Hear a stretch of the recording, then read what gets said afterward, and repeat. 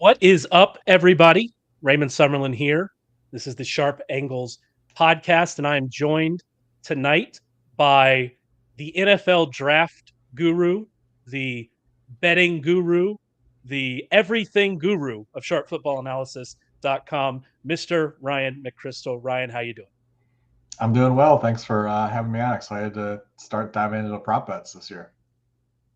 Yeah, no, it's something I was excited about. Every year I'm new here at the website.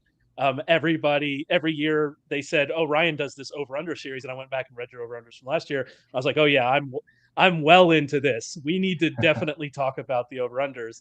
And I think most people know that I am a fantasy person, kind of first and foremost. But this is one of those nice places where fantasy and betting kind of overlap, right? This player prop area. And so it's interesting to dive into these. It's different than trying to think about it from a fantasy perspective because you're interested, a little bit more in like the projection rather than the upside or downside arguments of somebody. So it's an interesting way to think about players.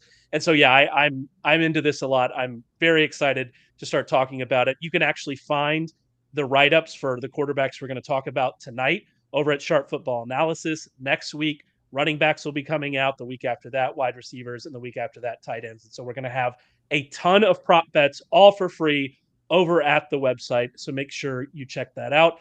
And then every player we're going to talk about tonight, every team we're going to talk about tonight, you can find an in-depth look at those teams, their rookie classes that were written up by Ryan right here, excellent write-ups of all the rookie classes, thoughts on the win total over-under, and all of that in Warren Sharp's 2023 football preview.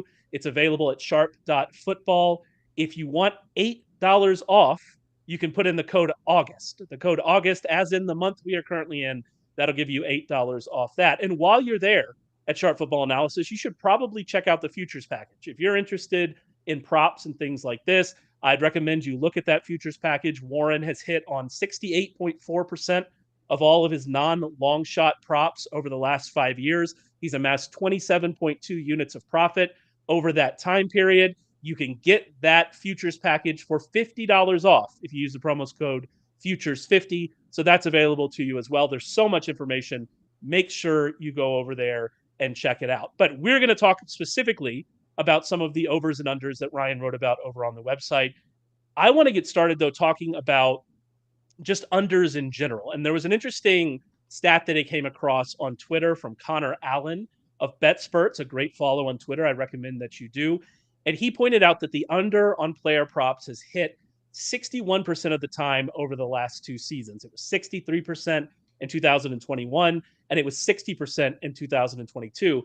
And I think that's really interesting for two reasons. One, I think it's interesting to talk about the why of that and use it to think about how we're looking at these overs and unders. And two, I think it's interesting because it seems to me that the public loves betting overs, and that's just not a great idea. So let's get into the why first, Ryan. Why do you think the unders are hitting at such a high rate these last 2 years? Yeah, I mean, I think it really just boils down to the fact that the lines for almost everybody, unless there's a really obvious reason to think that someone's not going to play a full season, like a potential you're waiting on a suspension or something like that, the lines are placed based on an assumption of good health. And, I don't know, maybe 40% of the league or something like that isn't going to be fully healthy for the full 17 game season. And so that's just good strategy to sort of look at the guys that have an injury history or look at the guys that have some sort of position battle or like a looming position battle. A lot of the lines are typically placed for guys who are locked in, more or less locked into starting jobs, but it's pretty easy to identify the guys that are at risk of getting benched for a rookie in the future. Like my absolute favorite prop that I talked about on podcasts leading up to the season many times last year was the under on Baker Mayfield's passing yards because it was set to a full season's worth of games. It was pretty easy to look at Carolina and say, they're not going to use the same quarterback for 17 games.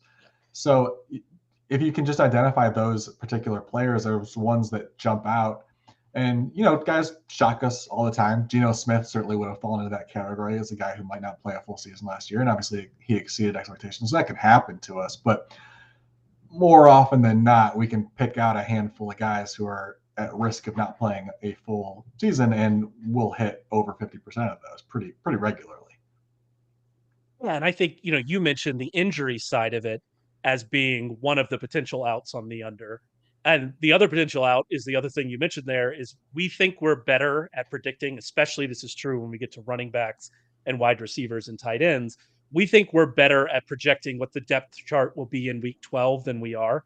Like Alexander Madison is a great example Mm-hmm. this year because if you look at Alexander, and I hope I'm not stepping on next week's article, but if you look at Alexander Madison, you would say, all right, he's locked into the running back one spot because everybody else on that depth chart is, unproven at best. I really like Dwayne McBride. I think you kind of like Dwayne McBride as well, Mm-hmm. but like he's unproven. He's a rookie. He doesn't have a good pass catching pedigree at all. So Madison is pretty much locked in as the running back one right now.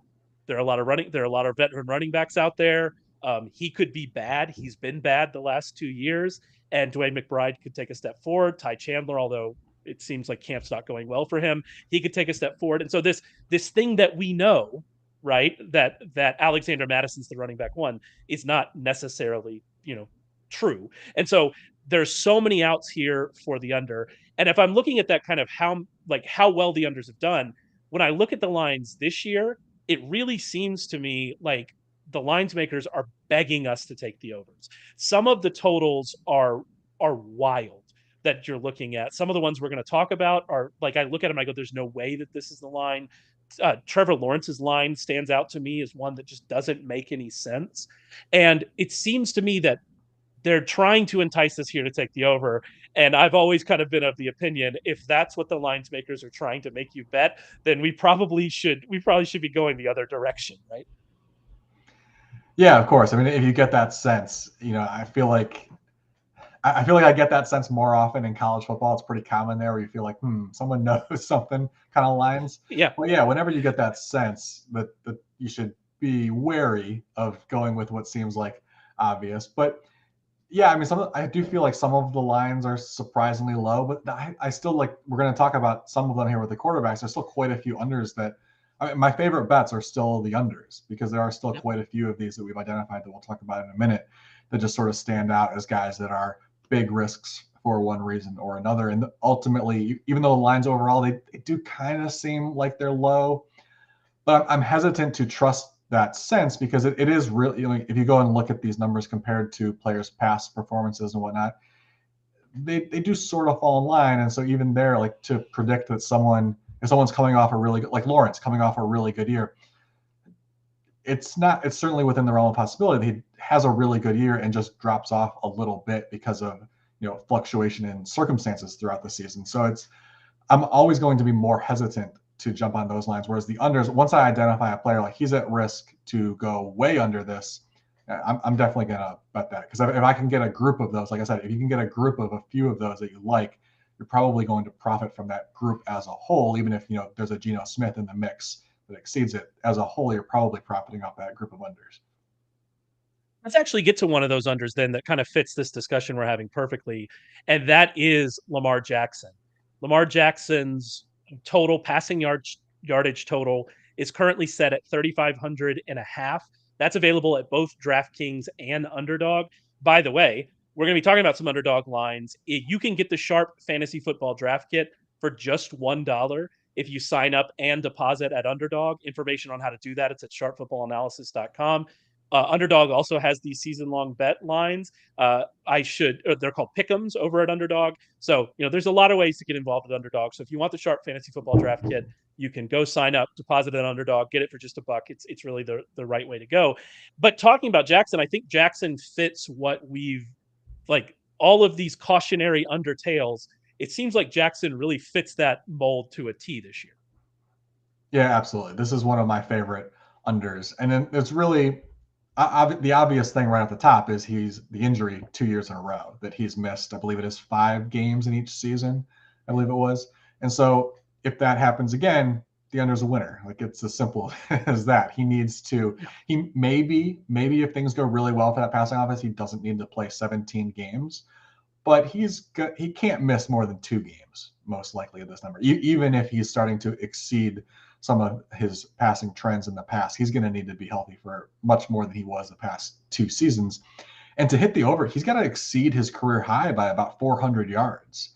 And I just, even if injuries are a factor in why he hasn't achieved that, we can look at the past and say if he played 17 games, he would have gone over 3,000 yards. It's true, but even when injuries are a factor, if you're betting on somebody to set a career high by a pretty good margin in this case, basically A huge margin. a Yeah. game and a half based on his passing rates, that's not a good bet to make more often than not. And I think the other, like, sort of tied into that, the reason why I like this is it's often a good idea to bet against off-season storylines. There are certain like truths that happen in the offseason that we can get behind. A big significant change, somebody adds, like the Jets add Aaron Rodgers. Yeah, of course they're going to be better this year, right? Like something obvious like that. But in this case, the expectation for their passing offense to develop, it's about the fact that they added Todd Monken, offensive coordinator from Georgia. That might help. He likes to throw the ball downfield, but it's not like Georgia was lighting the world on fire with their passing game. That was still a very run-heavy team, for good reason. But ultimately, that was a very run-heavy team. And then the additions of OBJ and Zay Flowers, which, yeah, I think those guys are upgrades. But OBJ we haven't seen him in a while. What's left of him? Zay Flowers, rookies, as talented, no matter how talented they are, they struggle at a pretty high rate. So if you've got a washed up OBJ and you've got a rookie who's sort of up and down throughout the season, maybe this passing offense doesn't look that improved. And so maybe he stays healthy and still hits the under. So I feel like you sort of got two avenues there about how the season could definitely play out. And, whether it's an injury that knocks him down, whether the receiving core underperforms, you got two very obvious paths right there where you win with an under. And that's how I like to think about this kind of thing, is I think about outs and how many outs we have. And you mentioned both of them, obviously the health issue, and we don't need to litigate that. That's there. Yeah. But you're right. We're assuming this passing game is going to be better, but that's an assumption. Odell's a year older. He's off. Odell Beckham wasn't that great in Cleveland or with the Rams until that playoff run anyway. And then he suffered another knee injury and he missed a season. And so, you mentioned Zay. Zay smaller. He has questions. I like Zay Flowers, but he's smaller. He has questions. Rashad Bateman just came off the PUP list on Wednesday. His foot is still a problem from last year. He's played 18 games in 2 seasons. This could just, again, be Lamar and Andrews. And if it's just Lamar and Andrews again, we're into the same exact problems that he's had over the last couple seasons. And so it's not just an injury. There's so many outs here to this under. And I think you brought up the perfect point. He has to smash his career high. His career high is 3,127 passing yards. He has to smash that to hit this over. So I am on board 100%, no hesitations. I think this is, of all the bets we're going to talk about tonight, I think this is my second favorite. I'm really gung-ho about somebody later, but I think this is my second favorite. I'm with you 100%. Another one you had in the article, and again, these are all at sharpfootballanalysis.com, was Matthew Stafford under 3,700 and a half passing yards at DraftKings. That number is actually 3,850 and a half at Underdog, so you get a little more value on the under over at Underdog. Why are you, obviously Stafford's coming off a bad year. He's had some injuries, but what particularly interests you in this bet this season? Yeah, I mean, there's sort of two factors here, and they're definitely tied together. The first, again, obviously injury risk. He was injured last year, a fairly severe injury, the type of thing that if he re-injures that, spinal contusion, I believe was the phrasing Francis used for it. The type of injury that if he were to re-aggravate it, it's not just like he's not sitting out a game; he's sitting out a chunk of the season again. And remember when it happened, there was discussion about whether it could even be career-ending injury. So it's a significant injury that he's coming back from, even though they say he's at full health. An older quarterback and a spine injury, it's risky. Like, it is common sense, right? We can use our own common sense and our knowledge of our own bodies to know that spine, back injuries, when you get older, nobody used to have a back injury, right? Like, you just kind of have. I'm roughly the same age as Matthew Stafford. I am a slightly less good athlete, we'll say, but I am roughly the same age. And I was walking down the stairs yesterday, and my ankle just kind of went popped and let go, and I almost fell down the stairs. So yeah, when you get to around those late 30s, random things happen. You know what I'm saying? Yeah, all injuries are more risky when you're at that age. Yeah, But then the the thing that sort of ties right into that is the supporting cast has gotten weaker. Or this is not even close to the supporting cast that he had when they won the Super Bowl. And most importantly, the offensive line is not good. It's a which is really disaster. concerning when you have an immobile quarterback with injury concerns. So he's going to get hit more often than he should playing behind that offensive line. He was sacked or hit on 18.7% of his dropbacks last year. That was the fifth highest rate. You just can't have an older Matt Stafford getting hit at that rate. And one of the big concerns is at left tackle, Joe Noteboom last year, a lot of 10% pressure rate. That ranked 34th out of 35 qualified left tackles. And they really didn't address the offensive line. I think it was the most surprising non-move of the offseason was the Rams not investing in the offensive line. Obviously, they had limited resources to do it, but they chose to completely ignore it basically. And so the fact that you've got an injured quarterback with what looks to be a really questionable offensive line, that's a big red flag, I think. Yeah, and you mentioned this roster is it's one of the worst in the league, and that's with Cooper Cup, Aaron Donald, and Matthew Stafford. Matthew Stafford's not on the level of those two players, but you could, both of those players, Aaron Donald, if not the best at his position, is the second best player at his position. Cooper Cup is definitely, if he's healthy, in the top five of his position. And even with those guys, this roster is one of the worst in the league. That actually brings me to a little bit of concern I have with this under, and that is, could he just throw it 40 times a game? And that's going to get him there, even if he ends up, let's say, missing the final 4 games or 5 games. Are they going to be so bad, and are they going to have to throw so much? You don't have the same concerns here with Stafford that you have with Jackson. He doesn't have to hit a career high to hit this, right? He had 4,800, almost 4,900 Yeah. yards in 2021, right? And so I do think this probably requires an injury for him to hit, because I just don't think, you know, they're gonna just have to throw so much. But like you said, he's an older quarterback that had it. You mentioned it. There was talk he was going to retire in the offseason. Like that's the level we're at here with Stafford. And so it's an interesting thing to think about. And if this team is this bad, is he going to want to sit behind that offensive line getting hit to go 1-15 so they can draft Caleb Williams? Like we're talking about like that bad of a roster, even with Aaron Donald and Cooper Cup. They do have their first round pick next year, right? They finally have their first round pick I back. believe next year is when they do have it. We're gonna get But to see a Rams first round pick. What a time to be alive. yeah, but the other thing is, as you're talking about how bad this roster is, we were sort of discussing this as like it's a severe injury that could knock him out. That's entirely possible. But because this team is so bad, it could also be just sort of normal nagging injuries. And then in week 14 or 15, he's like, do I really need to go out there again? Maybe we give Stetson Bennett a couple of games to Yeah. see what's going on there. That's also a possible out that could work in our favor for the under here. Yeah, if you're 12-2, you're like, I might play through the sprained ankle. If Yeah, you're 1-13, you're like, I don't know. Maybe I'll exactly. maybe I'll sit this one out. Absolutely, I agree. Our final under that you wrote up in the article was Ryan Tannehill, another kind of older quarterback. Although I think Ryan Tannehill is older than he is. I don't actually know how old he is. I've known Ryan Tannehill so long. I live in Texas. He obviously went to A&M. I've known him so long. I feel like I think he's older than he is, but that's neither here nor there. His Known him under over since he at was a wide DraftKings. receiver. Yeah, I've known him since he was a wide receiver. That's one of my favorite.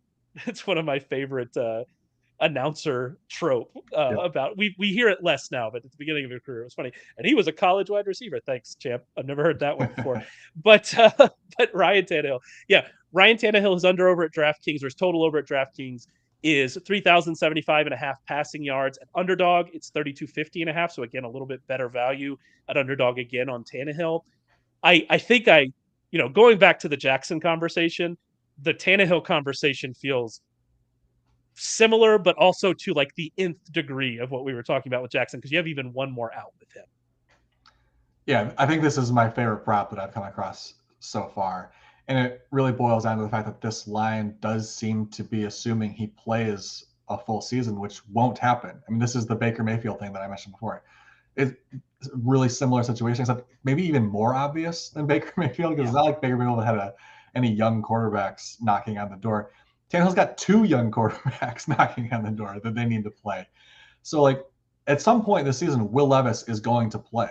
And if for some reason Levis gets hurt during practice or whatnot, and he's not available, or he plays a game or two and is just awful, then Malik Willis is going to play. They're just not going to.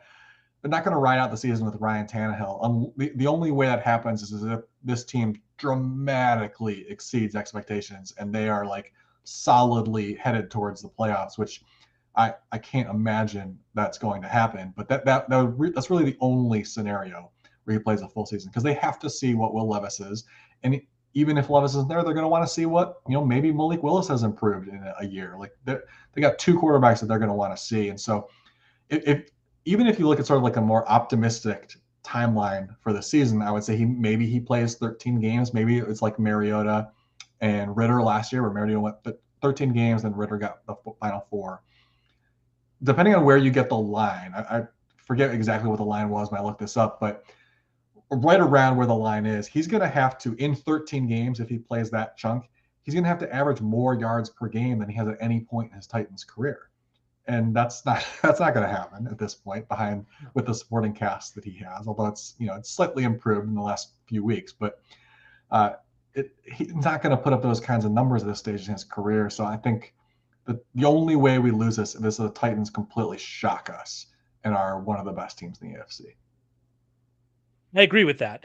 The thing that stops me, like when I was talking about, because I agree with you, I like this under a lot, because as you mentioned, there's just so many outs. Tannehill's bad, so they start Levis. Tannehill gets hurt. Tannehill is fine, but the Titans are bad, so they start Levis. Like there are, or just like if Tannehill averages like 15 fewer yards per game than he did last year and still plays 17 games, it still goes under. Like it is, there are so many outs for this one, and I agree 100% about it. I do think the Titans might surprise some people this year. I think that their front seven on defense is very underrated, especially now that they have Harold Landry back. I think their defense is going to be better. Getting DeAndre Hopkins in there, moving Burks to the wide receiver two, maybe getting Chig involved a little bit more. The receiving core, it at least it's at least respectable now, where it wasn't even anything resembling that before they signed Hopkins. But this goes back to kind of the Rams conversation we had. Their offensive line is a disaster. It is an absolute mess. And that, again, like we talked about with Stafford, that kind of raises that injury risk that we have for Tannehill. And will they be able to lean as much? You mentioned this in the write up. Will they be able to lean as much on Derrick Henry, who wasn't as productive after contact last year as he has been in his career and is getting older and maybe slowing down a little bit? Can they lean on him as much with this offensive line being as bad as I kind of anticipate it to be? And so, yeah, on this Tannehill thing, there's so many outs, but I do have this little slight worry that maybe the Titans, especially in this division, the Colts might not be trying to win. We'll see what the Texans are. Like maybe they hang around too long and Tannehill plays too many games. That's my one concern. Yeah, that seems plausible. Like you said, especially in that division, there's going to be a lot of winnable games in that division, and maybe they are better than we're expecting. But even in that scenario, like you said, the defense is really going to be the strength of their team. So I think it's still going to be a lot of low-scoring games. They're relying on their run game. So even if they do exceed expectations, I'm not too concerned that Tannehill starts putting up huge numbers, because I just don't think that is going to be the focal point of the offense, especially with the offensive line struggling. We know how much in the past that they've really liked using play action. And if you're not trusting your offensive line to hold up for that, fraction of a second longer that you need for play action to develop, that maybe throws off what they're comfortable with in the passing game. Like there's certainly a way for them to be better than a lot of people are expecting, but also just not have much of a functioning passing game and really relying on winning low scoring games. Absolutely, that's certainly there too. We've added a fourth out to our Yeah. Tannehill bet. All right, but I'm done being negative. I'm done being negative. Let's move positive. And you actually mentioned this guy just a second ago, and that was Desmond Ritter. And you like Desmond Ritter over his total right now is 2,600 and a half over at DraftKings. It's 2,650 and a half at Underdog, so a little bit worse odds, or a little bit worse number there for us on Underdog. But you like the over on 2,600. Why? Yeah, this doesn't happen very often. I can't remember finding a season-long prop that I liked for this reason before, but sort of the reverse of what I was talking about my strategy is with the unders, where I like finding guys who are going to get benched. In this case, it kind of feels like the line is set where they're expecting him to get benched. And Yeah. to that, I would say, for who? I mean, he's not getting benched. Taylor Heineke, They're not he's gonna do benching some him. trick throws. It'll be fine. That is absolutely what people are expecting because he was a third round pick. Expectations are not super high. Heineke has sort of been this like darling when he has like some moments here and there where he looks decent, but he's terrible. Like anyone who's been forced to watch Heineke for an extended period of time knows he's not the darling that people fell in love with for like a brief moment in that playoff game, whatever it was a couple of years ago, where he looked somewhat competent, and that alone was enough to like get people excited. Like he's not a good quarterback. But and then on like a more serious note, the reason why I really don't think he's going to get benched in favor of him is that Heineke has no experience with his coaching staff. Mariota got started the year and had a very long leash because he knew that system. He came over from Tennessee with Arthur Smith. Now Heineke joins them to provide some sort of insurance. I think there, at least he has started in the league. Like that's really the selling point with him. Like he's sort of been around long enough that he can provide a little bit of veteran presence there. And if something were to happen to Ritter, at least you have a guy who's been there before. But he's got no experience with his team. So now Ritter is the one with more experience in the offense. He's the one that they obviously want to succeed. So he's going to have a pretty long leash. And this number is so low that even if he gets hurt and misses a game or two, as long as it's a relatively minor injury, he's fine. I think if he plays 15 games, he's fine to hit the over because he was on pace for over 3,000 yards last year in those 4 games. So I think the injury risk is always out there for everybody, even a young quarterback like this. That could certainly be why we lose this, but I don't think we're at risk of him being I don't think we're at risk of him getting benched after like 11 games or something like that. The only way that I could see that happening would be, the division's really open. They've improved the defense. I don't the defense still isn't going to be great, but they've improved the defense. And Arthur Smith is in year 3. Does he feel some pressure to win if it's not working right away? But I mean, this offense is going to be built on the running game regardless. So, the quarterback is almost immaterial to kind of what they're going to be trying to do. Like they were historically run heavy last year. They were 13.7% under their expected pass total last year, which is a wild number that we hadn't seen from any team in a long time, except, by the way, the 22 Bears. Both the Bears and the Falcons were trying to set a record last year. And so, they've already been super run heavy. So you're not really worried about volume because they were run heavy when he was throwing last year and he was well over this pace. He was able to be over this pace, throwing for a near league worst 6.2 yards per attempt. Kyle Pitts wasn't there. As Ritter takes a step forward, you could see his efficiency improving, even if he's getting closer to more of like a league average, I don't know, 7 yards per attempt, then that takes away how many attempts he needs to, hit this number and stay on that pace. There, again, I like to think about these and outs. There's so many outs here for him. The one concern you mentioned it was, well, the two concerns: injury is always a concern with these totals, but would they bench Taylor Heineke? You seem said set they wouldn't do that. There's a inkling of worry about me on that, but I don't think it's a big enough worry for me not to bet this. I love this over, and I think that you've nailed it as this being kind of the opposite of the situations that we were talking about, on the other side. Yeah, you mentioned how their run volume was high last year as well. I think that the other factor we should mention as to why this number is probably low is the addition of Bijan Robinson, which is making people think that, oh, they're all in on the run game. They took a running back in the first round.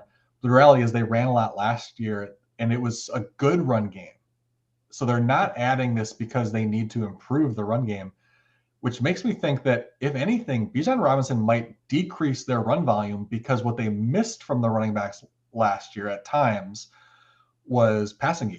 And they weren't really trusting Cordero Patterson to be the workhorse running back anymore. He was coming in and providing some of that. But if they can have a workhorse running back like Robinson that they really trust in the passing game, which they did not have with Algier, that's going to open up the playbook a little bit more when their RB1 is out on the field, which towards the end of last season, you sort of knew that that aspect of the playbook wasn't out there because they just weren't going to throw the ball to Algier. Same thing when Huntley was out there. He wasn't seeing a lot of action. So I think Robinson, because he's so good in the passing game, that addition, although it's counterintuitive, may actually cause them to throw more.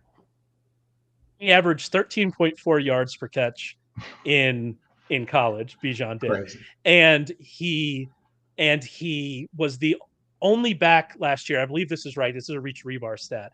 The only back in last year's or this year's draft class that had over 100 air yards. So it wasn't like he was catching screens. Yeah. He wasn't Zach Charbonneting it Yep. and getting to his totals that way. He was actually being used down the field, and yeah, I think you've raised a good point there about maybe him expanding that. And I like they can't run more than they already were. Yeah. They were already as run heavy as a team can be in the modern NFL.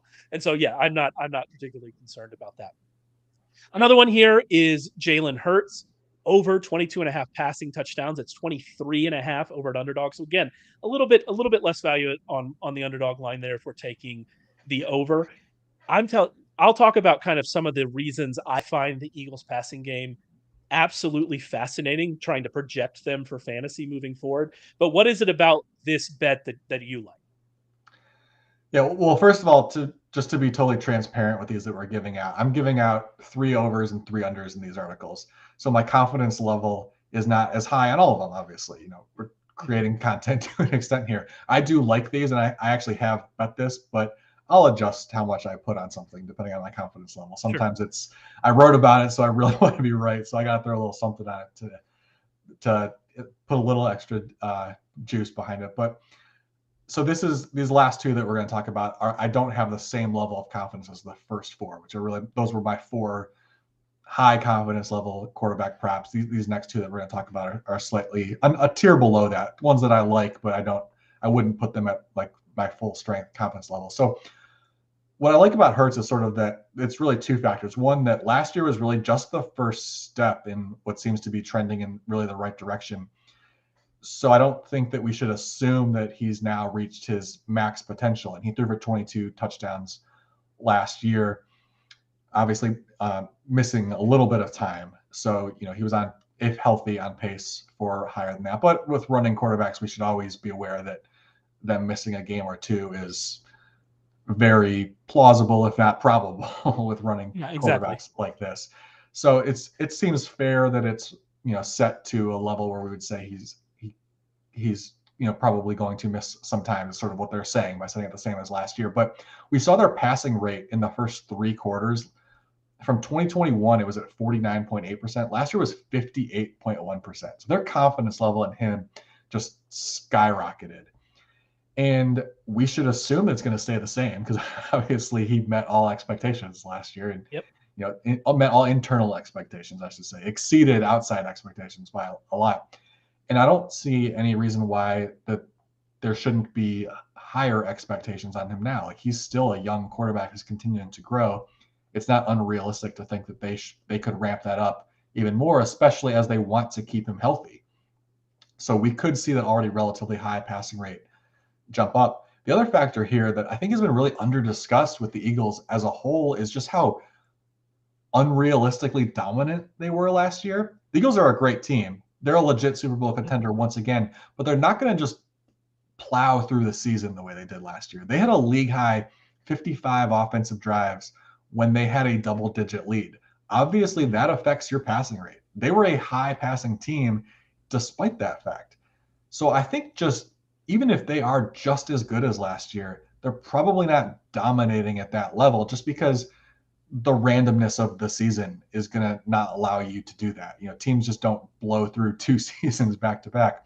And even just 1 or 2 more games that are close is going to increase his passing volume to the point that I think he should fairly easily hit the over. And the risk of you missing it, I think, is really just injury because the passing volume is there and we should expect it to stay at that rate or higher. Mitch and I have talked about that second half over and over and over again. And that's one of the things that makes projecting them hard because Mm-hmm. candidly, if you look at their offense just as a whole, it has some regression red flags. Their yardage to touchdown, converting yardage to touchdown, how many touchdowns they had versus how many yards they had. That ratio was unsustainable. They were very successful in the red zone, in part because of Hurts runs. That is unsustainable. But then, like you mentioned, they just didn't have to throw in the second half.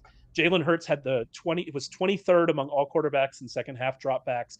He was 31st in fourth quarter dropbacks. He had fewer fourth quarter dropbacks than Joe Flacco. Joe Flacco played 5 games. So they did not have to throw in the second half of games. They're probably going to be very good again. They might be better this year than they were last year based on what they were able to add, to that defensive line. Thank you all other teams for allowing them in the draft to do what they were able to do. But, again, you're just not that dominant over and over and over and over again. You're still playing NFL teams. I do think it's likely they pass more. And like you mentioned, if they are forced to run their offense, if they're not just running out the clock, they're going to throw. They were 6th in neutral pass rate last year. They are going to throw. The other thing I find interesting about this is that the Eagles had one of the lowest dropback rates in the red zone that we've seen in a long time. They have the second lowest dropback rate in the red zone since the year 2000. Since the year 2000. That is how little they threw in the red zone. It's one of the reasons Jalen Hurts had so many rushing touchdowns. But that number, is it sustainable? Well, that's a choice that the coaches were making, so perhaps it's sustainable. But seeing an outlier stat like that happen again is not, it's not something we're used to. So I think that even though overall offensively, I think the Eagles could score fewer touchdowns, I think there could be some regression in that, just looking at all of that, or at least score fewer touchdowns per drive, score fewer touchdowns per yard gain, that kind of stuff. They might be actually forced to throw the ball a little bit more, maybe have a few more drives, and I think it might all even out in the wash. And that's one of the reasons I find the Eagles so fascinating. And like I said, there's a lot of reasons to like this over. As you mentioned, he's a running quarterback. He could get hurt. That's always a concern with overs. But I think if he's going to play a full season, I like him to go over this number for sure. Yeah, that red zone stat is crazy. It's almost making me like this prop even more, because another red zone stat that I included in the article was that only 18.8% of his red zone passes resulted in a score, which ranked 30th out of 33 quarterbacks. And again, like we saw that offense last year, that makes no sense at all.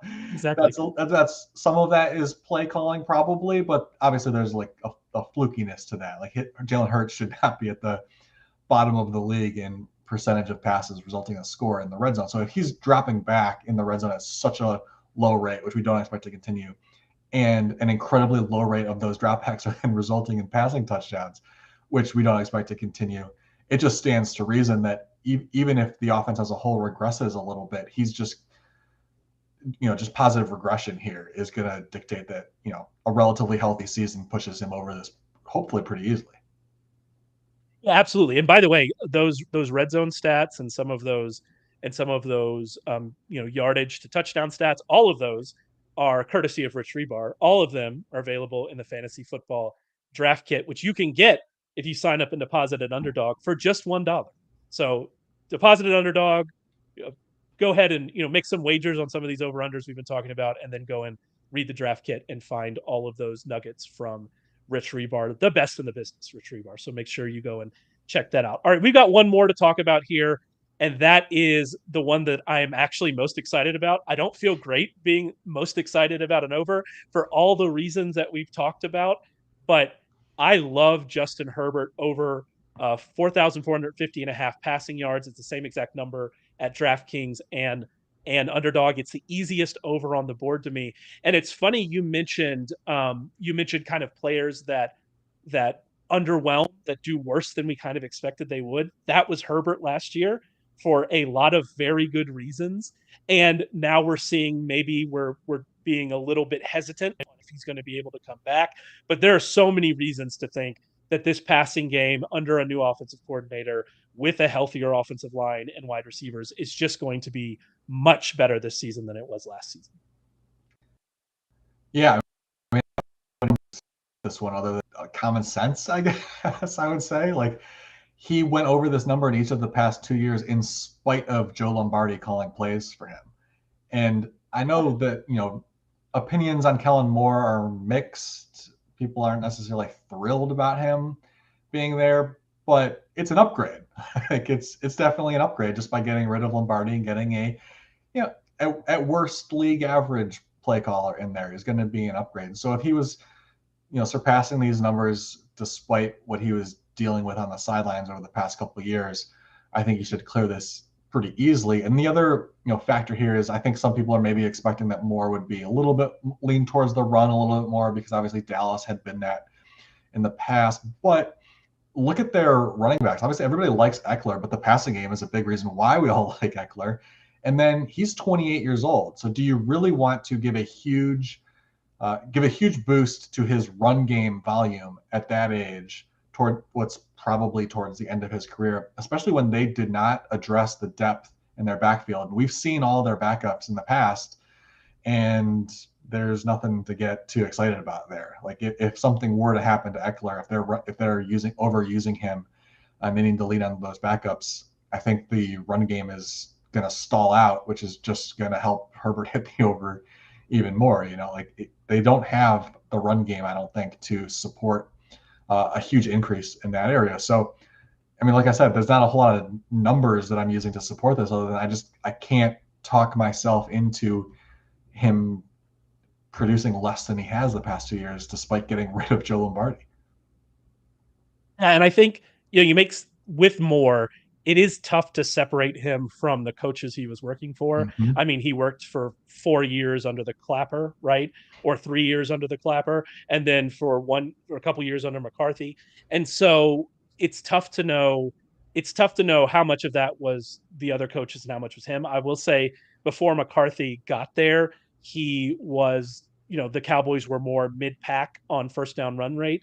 And then obviously with McCarthy, they were much higher last year. So we'll see kind of like where Moore comes in. What I do expect is, as you mentioned, getting rid of Joe Lombardi is going to get Herbert throwing the ball down the field more. I think his efficiency per attempt, even if he has fewer attempts, his efficiency per attempt is going to go up dramatically. Dak Prescott averaged 8.4 air yards per throw under Kellen Moore.